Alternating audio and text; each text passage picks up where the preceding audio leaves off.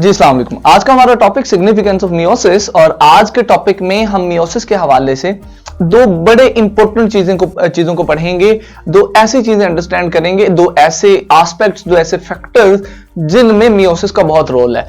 First of all we gonna talk about the maintenance of chromosome number, कि meiosis की वजह से किस तरह नस्ल दर नस्ल एक ऑर्गेनिज्म के अंदर क्रोमोसोम नंबर मेंटेन रहता है।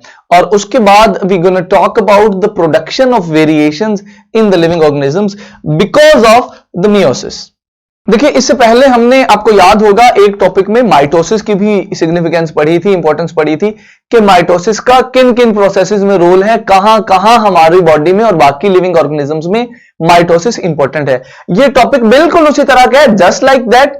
और माइटोसिस की सिग्निफिकेंस में तो हमने एटलीस्ट 4-5 फैक्टर्स की बात की थी। जो मियोसिस है ना जनाबे वाली, इसमें हमने दो फंडामेंटल एस्पेक्ट्स की बात करनी है, दो फंडामेंटल प्रोसेसेस की बात करनी है, दो इवेंट्स की बात करनी है जिसमें माइटोसिस का रोल है। बट उससे पहले आपको सिग्निफिकेंस के हवाले से एक चीज पता होनी चाहिए मेरा बेटा, कि ये सबसे पहले माइटोसिस की सिग्निफिकेंस दी किसने थी।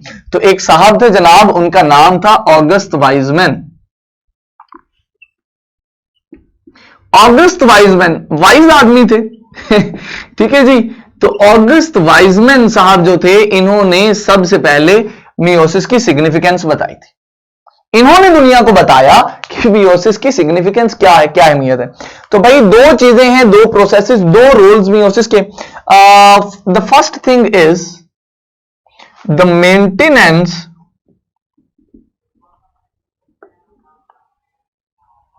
Of chromosome number. भाई मियोसिस जो है वो हमें क्रोमोसोम नंबर मेंटेन करने में हेल्प करती है।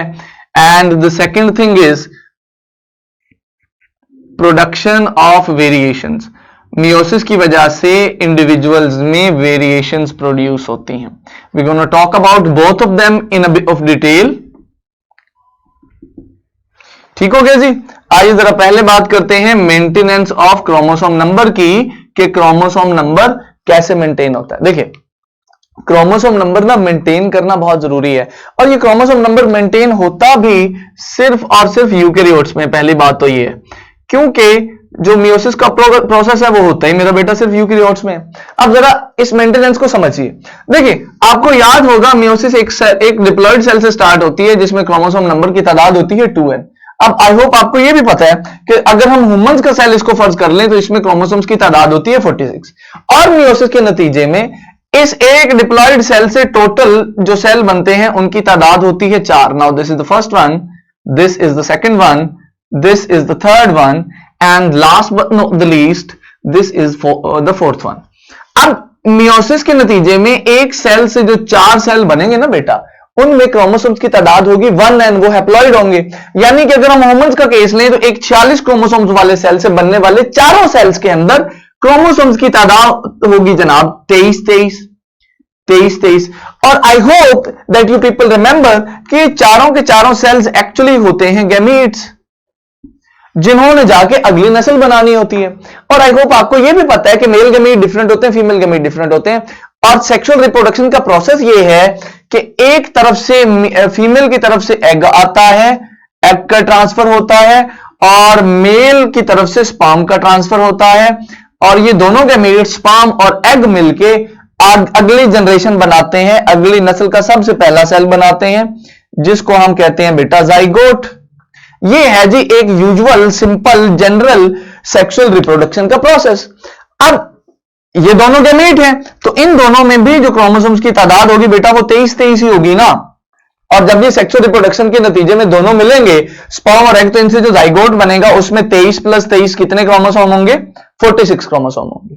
अब ये था एक नॉर्मल ह्यूमन सेल जिसमें क्रोमोसोम्स की तादाद थी 46। अब ये अगली जनरेशन का पहला सेल बना, तो इसमें भी देखिए क्रोमोसोम कितने हैं? 46 हैं। तो क्रोमोसोम नंबर मुझे बताइए मेंटेन हो गया या नहीं हो गया? हो गया, राइट। अब फर्ज कीजिए अगर यहां पर गैमीट फॉर्मेशन के दौरान, ये एक्चुअली यहां पे हुई है गैमीट फॉर्मेशन, अगर यहां पर गैमीट फॉर्मेशन के दौरान क्रोमोसोम नंबर हाफ ना हुआ होता, यहां पर भी 46 ही होते और यहां पर भी 46 ही होते, लेट्स जस्ट अज्यूम, तो एक नस्ल के बाद दूसरी नस्ल में क्रोमोसोम्स की तादाद हो जाती डबल, फिर एक नस्ल गुजरती क्रोमोसोम्स की तादाद मजीद हो जाती डबल, फिर एक नस्ल गुजरती मजीद क्रोमोसोम्स की तादाद हो जाती डबल। तो इस तरह क्रोमोसोम नंबर मेंटेन ना रहता। अब आपके जहन में ये बात आ रही होगी कि सर अगर क्रोमोसोम नंबर मेंटेन ना रहता तो उसका नुकसान क्या होता। देखिए क्रोमोसोम नंबर ही हमारे कैरेक्टर डिफाइन करता है। हमारे अंदर 46 क्रोमोसोम होते हैं, मंकी के अंदर 44 होते हैं। Now you see the difference because of only 2 chromosomes हम उनसे कितने मुख्तलिफ हैं। तो ये जो क्रोमोसोम नंबर होता है ना, ये एक स्पीशी की आइडेंटिफिकेशन होती है, ये एक स्पीशी का यूनिक नंबर होता है। जितने क्रोमोसोम हम में है ना और किसी ऑर्गेनिज्म में नहीं है, right. So this maintenance of chromosome number is very important. ठीक हो गया। I hope you people get this. इसका ताल्लुक आपकी किताब के मटेरियल से नहीं है, ये मैंने आपको सिर्फ एक लाइन समझाने के लिए थोड़ी सी डिस्क्रिप्शन समझाई। आइए वापस आते हैं यहां पर। भाई क्रोमोसोम नंबर मेंटेन सिर्फ यूकेरियोट्स में होता है। अगर हम बात करें ह्यूमंस की, तो ह्यूमंस में जो गैमीट्स बनते हैं, जैसे कि मैंने आपको अभी बना के दिखाए, ये मियोसिस के थ्रू बनते हैं। This is the first thing. अगर हम कुछ यूनिसेलुलर ऑर्गेनिजम्स की बात करें, जैसे कि फंजाई हैं या प्रोटोजोआ है। अब ये मैं कुछ बातें कर लेने लगा हूं from the MCQs point of view, ठीक है जी। जैसे कि फंजाई हैं या जो प्रोटोजोआ हैं, तो उनके अंदर सिनेरियो ये है कि ये होते ही हैप्लॉइड है, ये यूनिसेलुलर होते हैं और ये मेरा बेटा होते ही हैप्लॉइड है। और ये हैप्लॉइड फंजाई और प्रोटोजोआ जो अपने गैमीट्स बनाते हैं वो भी हैप्लॉइड होते हैं। और हैप्लॉइड से हैप्लॉइड गैमीट जो बनते हैं वो मियोसिस के थ्रू ही बनते हैं। तो ह्यूमंस में भी मियोसिस गैमीट्स बनाने में हेल्प करती है, फंजाई में भी, प्रोटोजोआ में भी। इसी तरह अगर हम प्लांट्स की बात करें मेरा बेटा, तो प्लांट्स के अंदर एक कॉन्सेप्ट होता है जनाब, अल्टरनेशन ऑफ जनरेशन का। I am a bit fast in this lecture because ये उतनी इंपॉर्टेंट बातें नहीं है, जनरल सी बातें, इनकी डिटेल में जाने की जरूरत नहीं है। अल्टरनेशन ऑफ जनरेशन का एक कॉन्सेप्ट है प्लांट के अंदर, और वो कॉन्सेप्ट ये कहता है, जो कि हम डिटेल में पढ़ेंगे 10th में, कि एक प्लांट के अंदर होती हैं 2 generations, sporophyte generation and gametophyte generation. तो जो स्पोरोफाइट जनरेशन होती है ना प्लांट के अंदर, जो स्पोरोफाइट जनरेशन होती है, वो स्पोरोफाइट जनरेशन ना करती है मियोसिस। आपने बस ये बात याद रखनी है, पल्ले से बांध लेंगे बात, कि स्पोरोफाइट जनरेशन करती है मियोसिस, और स्पोरोफाइट जनरेशन की मियोसिस के नतीजे में हैप्लॉइड गैमीट बनते हैं प्लांट्स के अंदर। ये 3-4 बातें मैंने आपके साथ एमसीक्यूज पॉइंट ऑफ व्यू से की हैं। यहां से काफी ज्यादा एमसीक्यूज के आने के चांसेस होते हैं। Now this was the first part of the lecture, that meiosis helps in maintenance of chromosome number. Now let's come to the second part of the lecture, कि मियोसिस किस तरह वेरिएशन की production में help करती है। देखिए variation का मतलब होता है तब्दीली। अब ये लफ्ज हमारे लिए बहुत हो गया है फेमस, तब्दीली। वेरिएशन का मतलब होता है तब्दीली, चेंज। ध्यान दीजिए जरा, मिसाल से समझाता हूं। आप में से अक्सर लोगों के, ऑलमोस्ट सब लोगों के बहन भाई होंगे। आप अगर गौर करें तो आपको एक चीज महसूस होगी कि आपके बहुत सारे कैरेक्टर एक दूसरे से मिलते जुलते होंगे। यानी आपके जो बहन भाई हैं, आपके और उनके बहुत सारे कैरेक्टर्स एक दूसरे से मिलते जुलते होंगे। Now what's the reason for that? उसके रीजन ये है कि आप सबका जो डीएनए है वो आपके अम्मा अब्बा से आया, वो आपके पेरेंट्स से आया। यहां तक तो आपको बात समझ आती होगी कि जो सिमिलरिटीज है हमारे अंदर, वो हमारे अम्मा अब्बा के डीएनए की वजह से है। Now the next question is, आपके जहन में कभी ये बात भी आई होगी कि हम सारे बहन भाई, क्योंकि एक ही मां बाप की औलाद है, तो हम सब सेम क्यों नहीं है? हम सब सेम होने चाहिए ना, क्योंकि हमारे पेरेंट्स सेम है।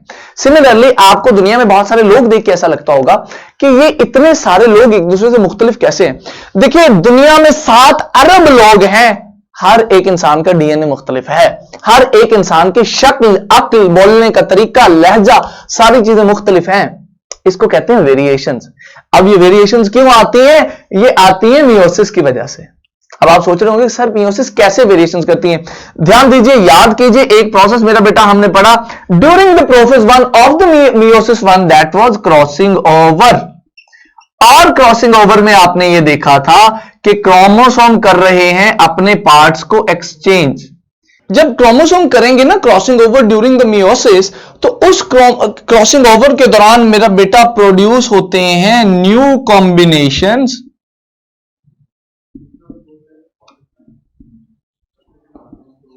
Of genes. जीन्स के नए कॉम्बिनेशन बनते हैं जब होती है क्रॉसिंग ओवर।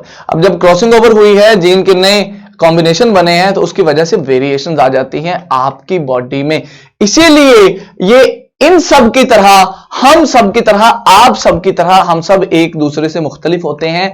हमारी पर्सनैलिटीज, एटिकेट्स, क्या कहते हैं उसको, जहानत, हमारी शक्ल, अक्ल, ये सारी चीजें एक दूसरे से मुख्तलिफ होती हैं just because of the meiosis. Meiosis ना होती तो हम अलग ना होते, हम अलग ना होते तो हमारी पहचान ना होती। इसी के साथ आज का लेक्चर करते हैं and see you in the next class. अल्लाह हाफिज।